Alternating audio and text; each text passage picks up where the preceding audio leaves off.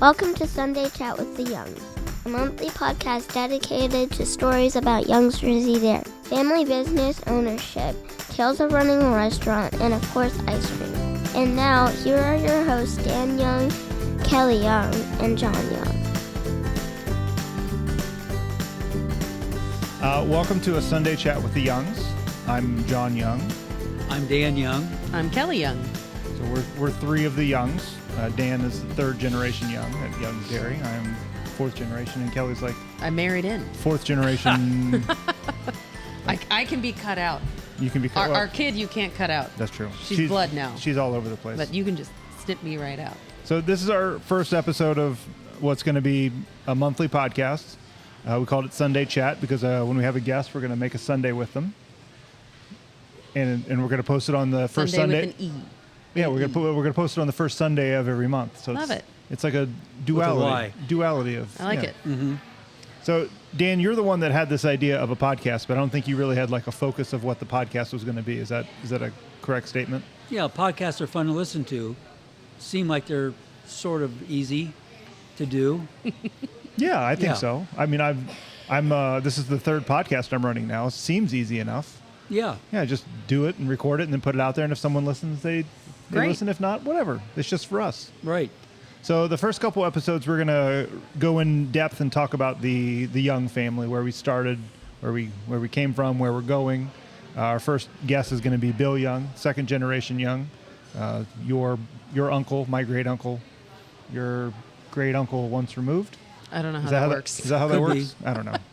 So we're gonna have Bill in here in a little bit. Dan. What is your official title here at the farm? Just so we can introduce ourselves. Everyone knows who you are. The But chief ice cream dipper. chief ice cream dipper / CEO / Yeah. guy that's on TV all the time. Correct. And Kelly, you don't have an official role here at the farm anymore. No. But you've done what jobs have you done on the farm that you can tell us about? I started at Udders and Putters, and then I helped with a couple picnics. Which is you always kind of help, right? That's true. Yeah. Oh, I ran the first year that we had the pumpkin slingshot at the fall festival. Oh, yeah? I ran that the first year. We also did the one and only summer camp. Oh yeah, we ran summer camp. Oh, that was fun. So if you ever see the pine tree that is currently in front of the office, as long as We it's still planted the that. office, we planted that. We also planted an oak tree right next to it, Yeah. but Gary Boggs ran it over. Yeah. Well.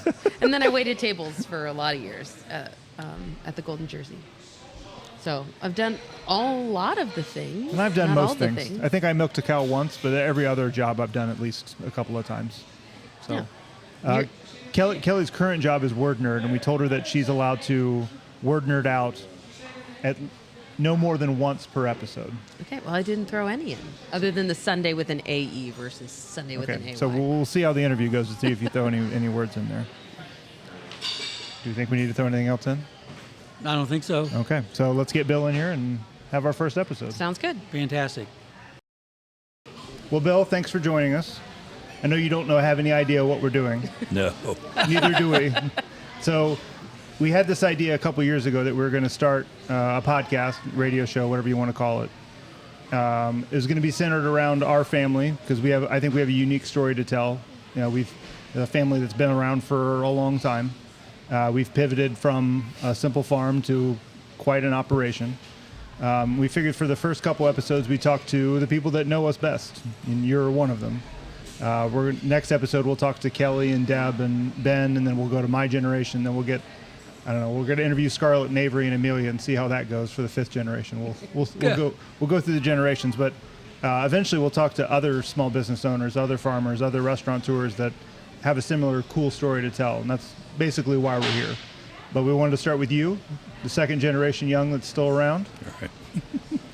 We when we do the generations of our family, we refer to Hap and Mildred as the first generation, and then Bob and Carl were second generation. And then we've got a smattering of third and fourth. I'm not going to name everyone because that'll be our entire show if I name all the kids. That's all, folks. That's it.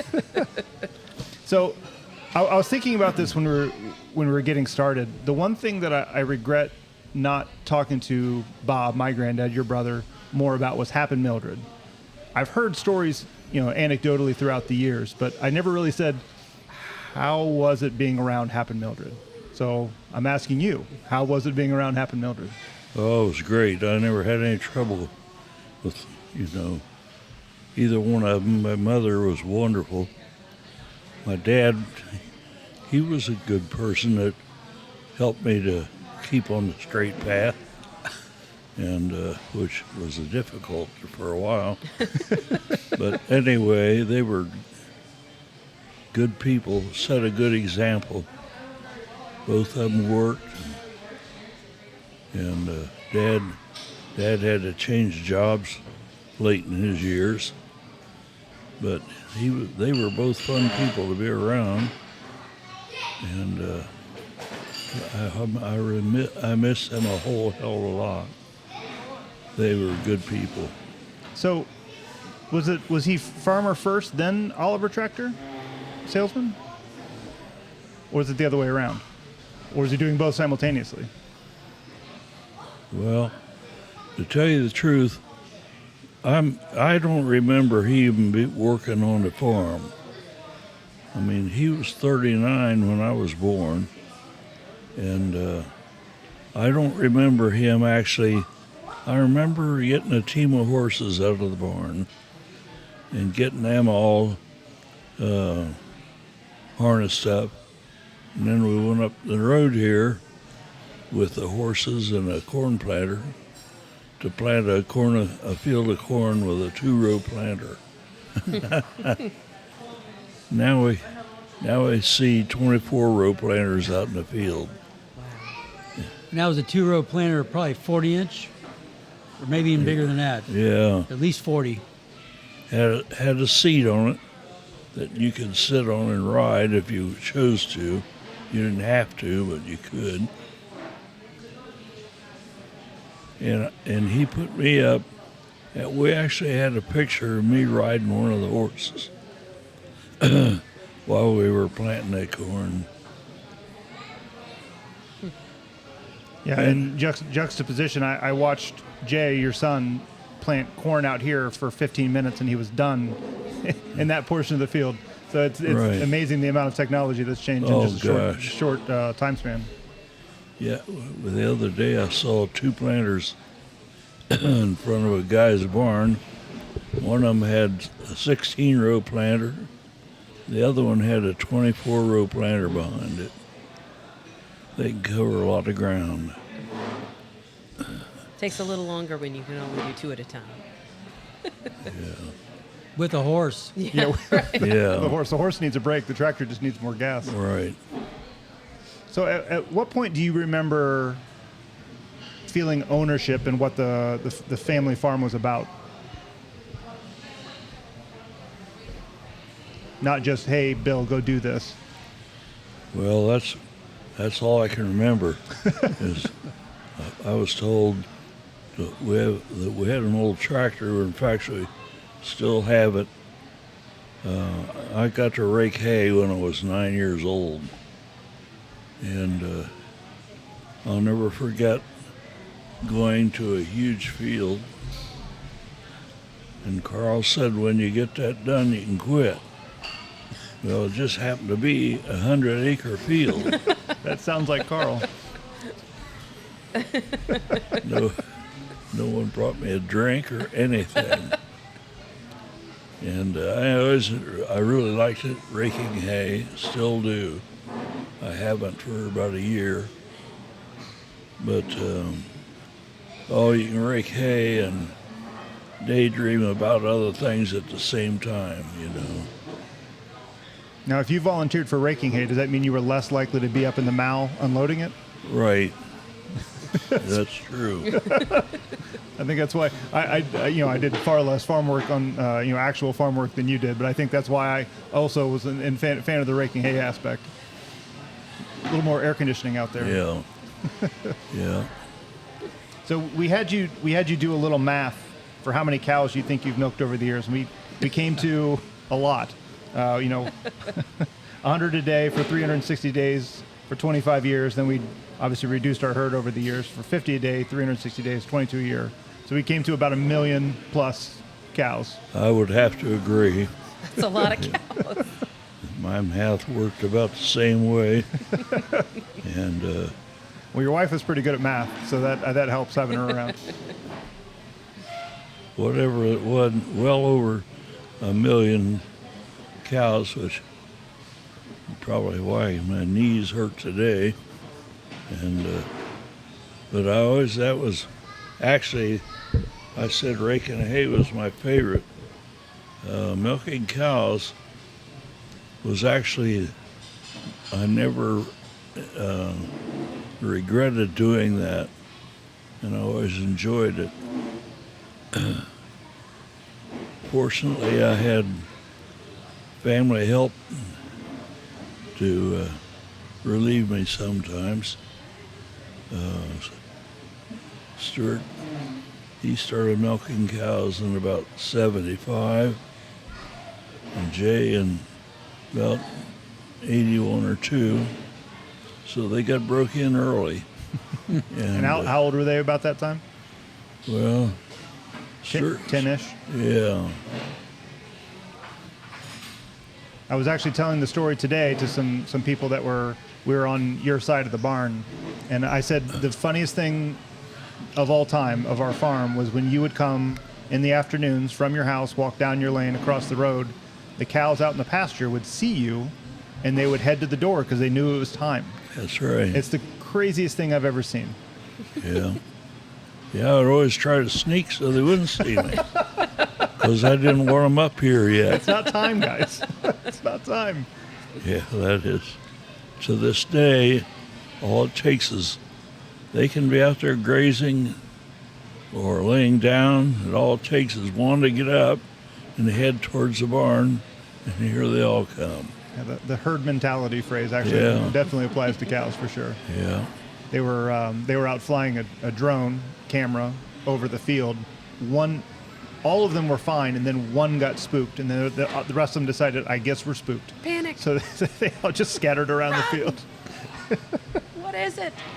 So, we operated as just a farm for a long, long time. Do you remember any of the conversations that were around, hey, let's not just be a farm anymore, let's start selling milk, start doing other things? Oh, yeah, I sure do. Carl made the comment that if we were going to support 4 families, including my parents, we had to do something besides just milk cows. At the time, we raised a lot of hogs, but we got out of. Both my brothers were drafted into the Army, and when they were, we got out of the hog business. But yes, I can remember him saying that. And the next thing I know, we built a little room on the milk house where we could bottle and sell a little bit of milk out the door, 60 cents a gallon. It's painted on the sign. And then that was received well, so he got the decision that we had to add on again. So he called me at college, wanted me to come home and help build that new store, or the bigger one, which eventually became the milk bottling, storage, and retail for a while. Actually, quite a while. And then we decided to build the original new store in 1969. I remember going to Wicks. Every day they'd send me up to Wicks to get a load of lumber on a tractor and a wagon. The crew that was here today doing some filming, we were looking at the picture that's up on the new wall here at the new dairy store of Joe out there painting the window. And I guess I had never paid attention until today when we were walking out there. So we built onto the barn for where the milk coolers are now, or the milk containers are now, and then we built on again? where we made ice cream and milk for so many years. So Oh, yeah. at what point? So you were saying that we built onto it once and then twice. When was the second add-on to that section? 1958. So 58 was when we built Yeah. the second addition to that. Right. Okay. Yeah, because I've seen that picture of Joe up there painting, but I never paid attention to the architecture of that window. Then while we were walking over there, I looked and said, "Oh, this is the window that. No, this Right. is well, it's boarded over now, but this is the window where she painted on." Right. Okay. Just milk at first. Right. I don't know. It wasn't long till we probably had a cooler with cottage cheese, perhaps, but mainly just milk. And the community accepted that well. We had a lot of demand for whole milk, so that was where we got started. And then building the second building there, and so we could dip ice cream. Picked up other things, bread and cheese and so on to sell there. Had a cooler with milk, bottled milk in it, probably soft drinks, orange juice or whatever. Coca-Cola. Right. I find it interesting that, and I don't know if it was by design, and that's why I'm going to ask you that you and Bob and Carl always had your lanes. And I always saw it as someone that, you guys were old when I was here, so I figured you No just... offense. No offense. But did you guys intentionally pick your lanes? Like, I'm good at this, so this is what I'm going to do, I'm good at this? Or did you guys draw straws and say, Carl, you're going to be the you're going to be the business guy? No, we didn't. I mean, we got rather specific about our role, and as the retail expanded, actually we had a store in a local community other than that one, and Carl tried to keep it running. Bob was always the handyman to fix or repair anything, keep it going, which on a farm with an old equipment, that's become a necessity. But I spent most of my time with the cows. Yeah, it's amazing that, I mean, like I said, you guys all picked your lane, but you guys were all so good at your lanes. I mean, Carl was visionary in terms of business. Bob could fix anything on the planet. One thing that I grabbed from the old dairy store before it got tore down was the old junction box cover with his handwriting on it, the one that was on the other side of it where the ATM was. Because I was like, Bob did the wiring for this building. I need something from it. I didn't want to just grab a wire because that's not exciting. But so I've got his handwriting on the box, which. Oh yeah. Yeah. So I was really happy to grab. I haven't figured out what I'm going to do with it, but it's not going anywhere in the store. It's going in my house. It's mine. No, he was a pretty accomplished electrician, and he wired that building. Anything needed done, he wired it. And he actually wired my house. So did you guys work on the his house and then your house? Did you guys build it together, or did he just help working on your house? No, his house was built in 1959. Okay. It happened to be the first all-electric house in Clark County. I've heard that before. That's crazy. And but then I didn't build mine till 72 or 3. When did you build your house, Rita? Yeah. 73. Oh, all right. So he was right. Right. And Bob did all the wiring in that house.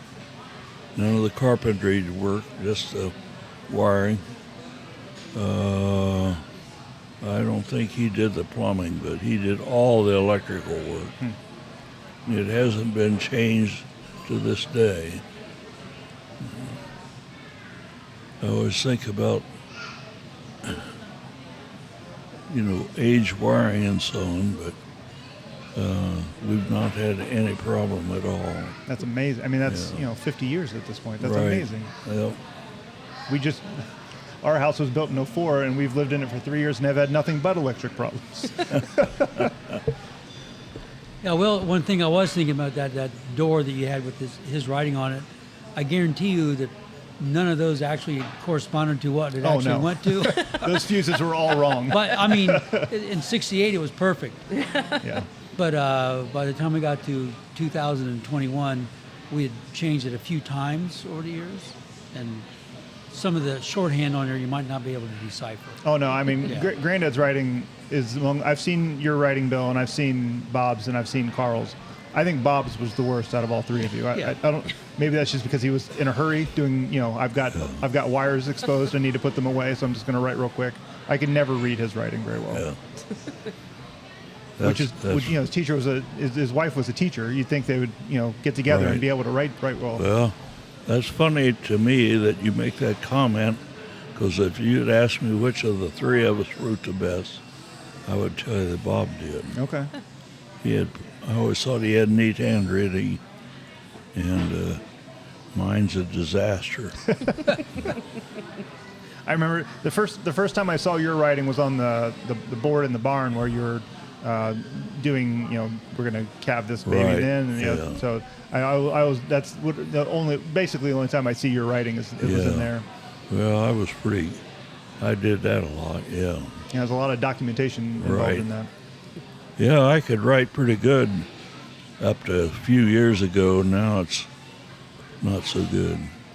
So we asked a question of you about the brothers, and it was kind of a question in jest, but who was the hardest working of the three of you?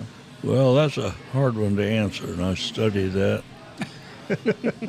It depended on what day it was, or whether it was a crop day or hay day, or Carl spent many hours managing and doing. He did a lot of the books for years. So, as I say, I can't say that either one of us was the hardest working, other than the fact it depended on what had to be done that day. And clearly, you guys worked well together. I'm sure you. Oh, yeah. Sure, you had your days where you didn't, but overall, you continued a successful farm operation to a successful business operation. Yeah, Bob and I got along great. Once in a while, Carl and I would butt heads over what needed to be done, but we always seemed to get the job done. I think a lot of people that knew Carl would say that they butted heads at least once. That's that seemed to be a running joke with them. Now, your daughter Kelly told me that you were glad that we didn't ask who got in the most trouble of the three of you. So I'm going to ask now that you're on film, who got in the most trouble out of the three of you? Oh, I'm sure I did. Now, were you in trouble as a young lad or trouble as a No. teenager? Not till I got to college, Okay. and I could write a book on what we did at college. Well, we don't want to put that all out, No. out in the laundry. So No. That seems to be a running theme, though, with the men in Yeah. your family. I don't know. Dad, were you in trouble? Were you trouble in college? Yeah. All right. Maybe it was then. All right. There are Maybe- a lot of stories that Maybe you're not not the allowed same to as tell. Bill, but Okay. yeah.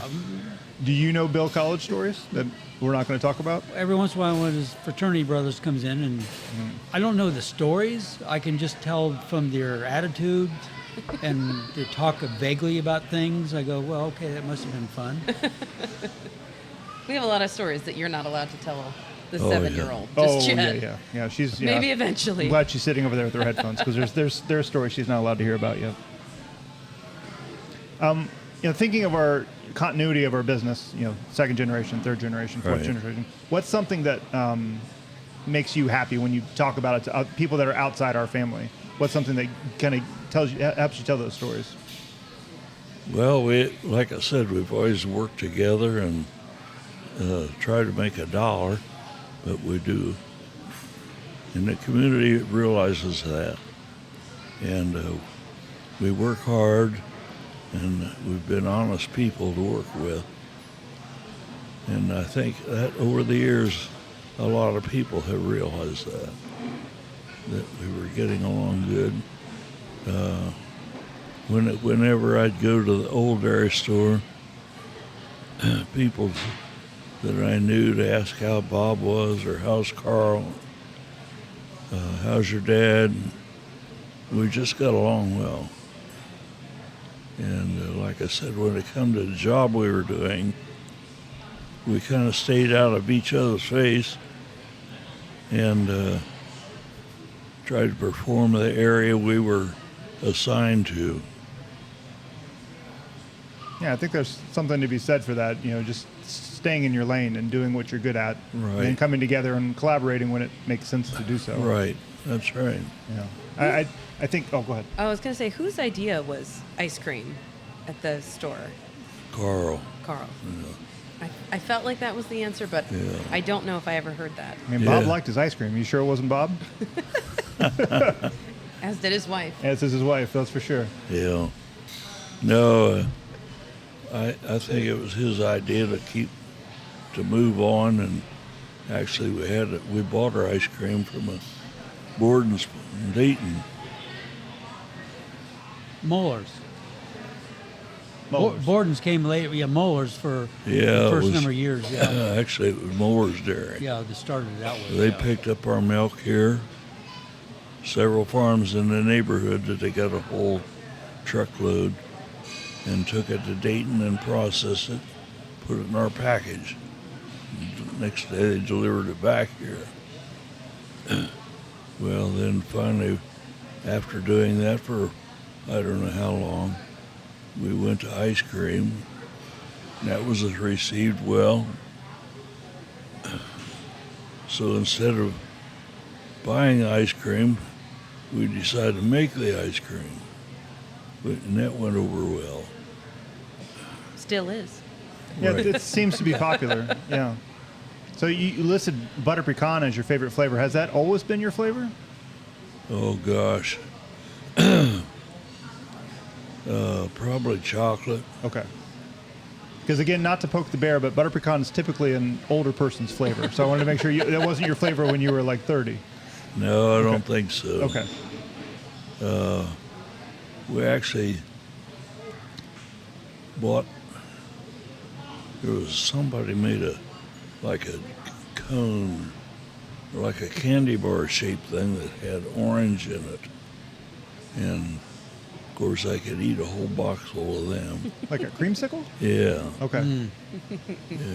Actually, they would. One of our staff just said we were creating some staff favorites that aren't on our menu. So some things that the kids make that they don't tell anyone, and a creamsicle shake is on that menu. Is that right? So we're going to start promoting it, but then we also have to tell our staff, the rest of the staff, how to make it. So it's one of those catch-22 type things. Yeah, I would actually haul wheat to Yellow Springs to the mill that does the work now. Or they were in the seed business. I can remember watching Governor DeWine when he was a teenager sacking wheat as fast as it was clean. That was my first knowledge of him. I was actually a few years older, and I'd stand there and watch. He wasn't very old. They had him in there sacking wheat. And one of the men that worked there would give me money. It would have been Governor DeWine's grandfather would give me money to bring back a box of those sickle ice cream. Whatever they were called. Yeah, I think the governor. I know the governor has a sweet tooth, so I would imagine the rest of his crew does as well. So, what do you think Hap would think about all the Youngs has turned into? It might be a loaded question. I didn't prep you with that question, so. I don't know whether I can say on a TV what he had to say. He was more of a simple guy. Well, he'd never had money, and so he was rather conservative about what we do, and kind of scared of what we do. Yeah. I wish he could sit now, because he barely got to see the new store that we had. He was pretty much homebound there for a couple of years, and he actually wouldn't believe today what all we've done. All he wanted us to do was plow the 40 acres and raise crops. And it's I mean, it's amazing that that simple outlook on farming wouldn't work today. Just the way the farming culture has changed completely. That is for sure. Yeah, you've got to be doing that all day, every day, at 10 different farms to be able to make a buck doing that. That's for sure. He would come to the barn, even though he kind of overlooked us or oversaw what we were doing. But he come in a coat and tie because he'd come from Springfield to work.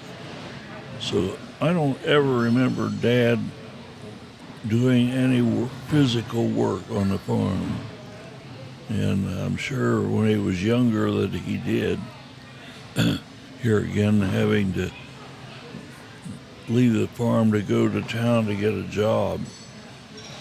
During the Depression, they got two boys, Carl and Bob, and I'm sure they had a couple of rough years through the Depression.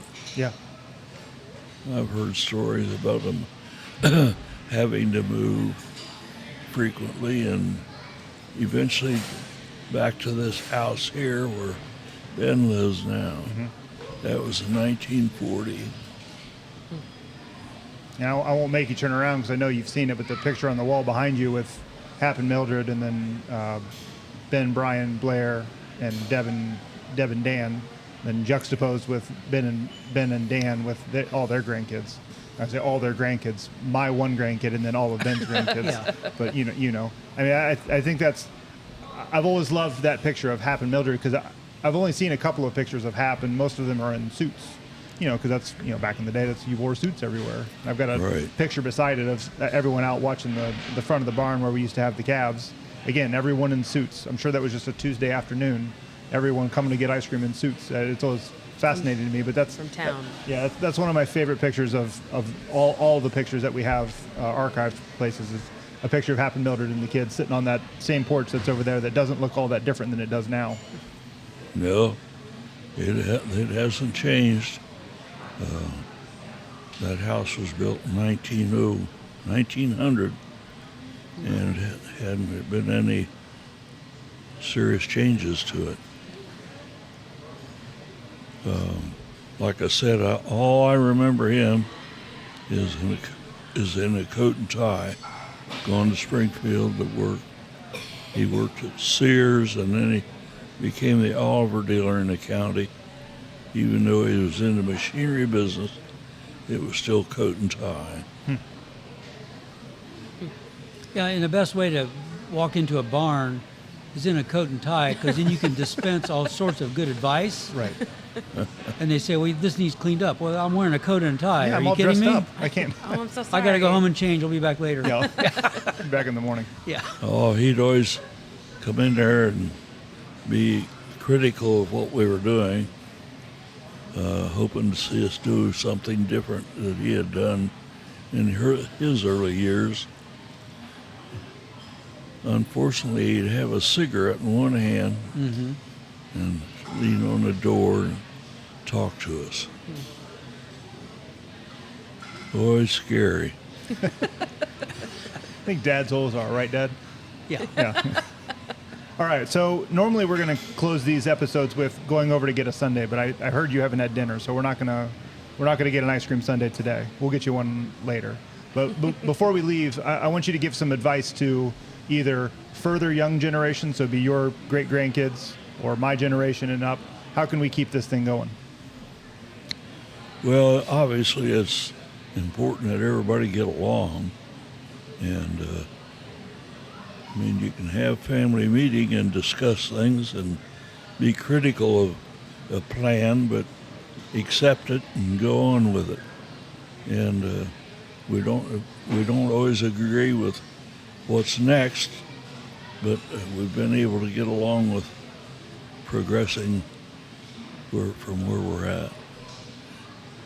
Unfortunately, now we have to change direction a bit because our acreage has been minimal, so we have to be particular about what crop we raise.